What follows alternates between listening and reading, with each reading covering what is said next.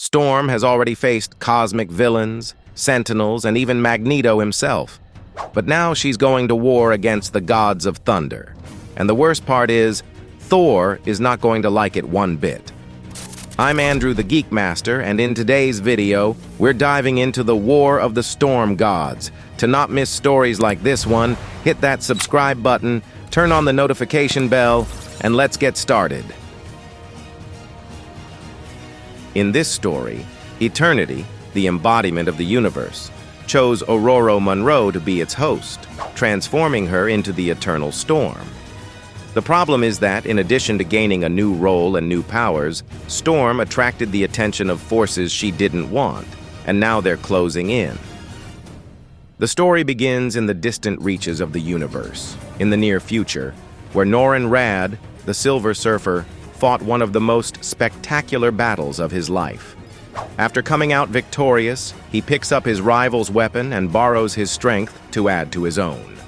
Imbued with the power cosmic and the fiery fury of Surtur's Twilight Sword, the Silver Surfer reaches a new and immeasurable level of power. He has the strength to tear through clusters of black holes, the endurance to battle a pantheon of gods for 1,000 years, and the ability to cross the vacuum of space faster than light. His skin is tougher than diamond, yet still has incredible regenerative abilities. And even this being, whose mere presence strikes fear into trillions, serves a power even greater. Galactus, the devourer of worlds. With an insatiable hunger he consumes.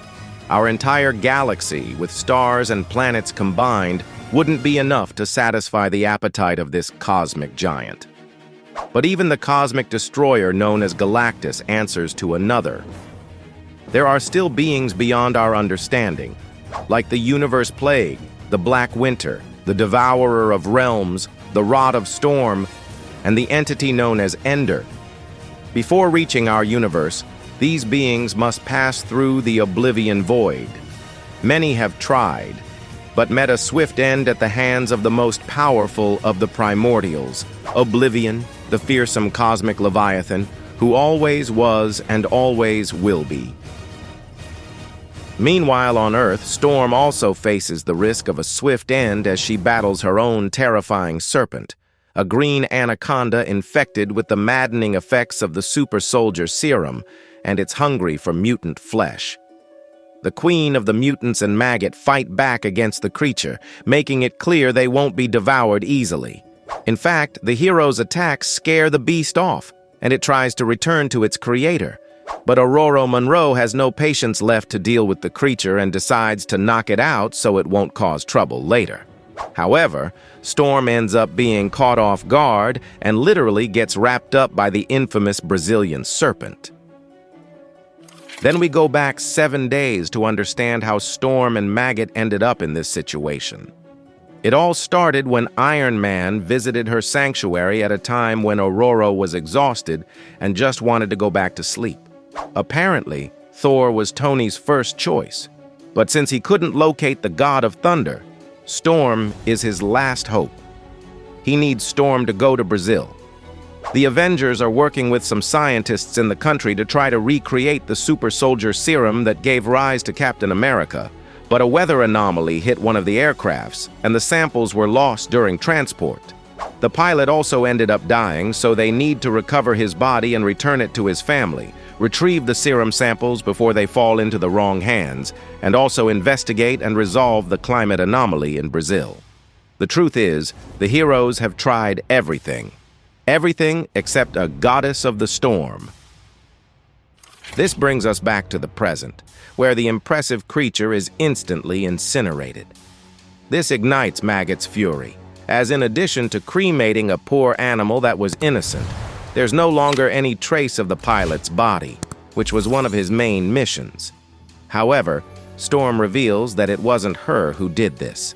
The one responsible for this feat is actually Mamaragan astride Ipilia, the regurgitator of tempests, the aboriginal storm god.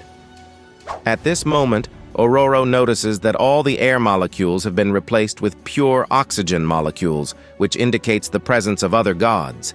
And indeed, she is attacked by Sango, the African entity, and had she not been alert, the consequences could have been fatal. Then Susanoo also appears, thanking his brother for the opening he provided for him to launch his attacks. Maggot tries to stop him, but the being is as fast as lightning and dodges the attacks from the mutant duo. After getting a safe distance, Susanoo attacks them with an electric shockwave created by clapping his thunderous hands. It's at this moment that Storm realizes that Maggot will die if he stays here, so she decides to throw him miles away from the battlefield. Storm herself was also just waiting for the right moment to flee. But then the Maya god Chaac appears and apologizes to the young woman.